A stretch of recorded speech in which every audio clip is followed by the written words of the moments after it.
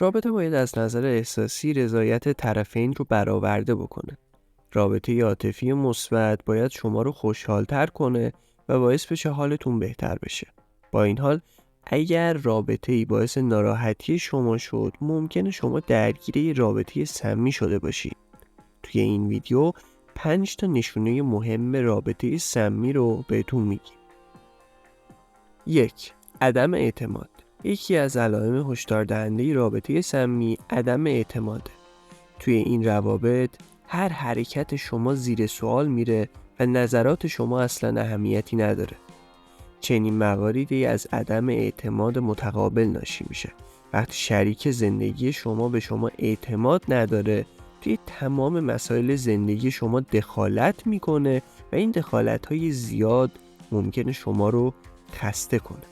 اعتماد پایه و اساس هر رابطه سالمیه و اگه اعتماد توی رابطه شما وجود نداشته باشه، شما وارد یک رابطه سمی شدی. شماره 2. بی احترامی کردن. احترام گذاشتن به همدیگه علامت یک رابطه سالمه.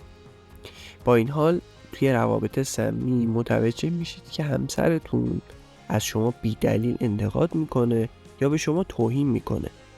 روابط سمی باعث آسیب به روح و روان شما میشه و حتی ممکنه که احساس کنید برای تحقق بخشیدن به خواستهای خودتون باید تمام انرژی خودتون رو صرف کنید، ولی عملاً این تلاش ها بیفایده است. 3. عدم صداقت. توی یه رابطه سالم باید بتونید تمام مسائل شخصیتون رو با یکدیگر به اشتراک بذارید.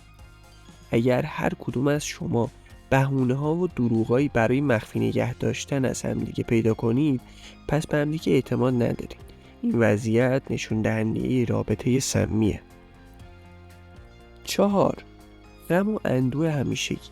اشکالی نداره که گاهی غمگین بشید، اما اگر این غم دائمیه و شما رو به سمت افسردگی سوق میده، به نظر میرسه شریک زندگی شما فقط به ناراحتی های شما اضافه میکنه و برای بهبود این قضیه تلاشی نمیکنه.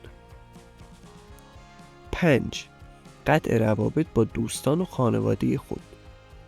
روابط سمی میتونن اونقدر طاقت فرسا باشن که شما مجبور بشید که دوستا و خانواده‌تون رو ترک بکنید و یا اونها رو نادیده بگیرید.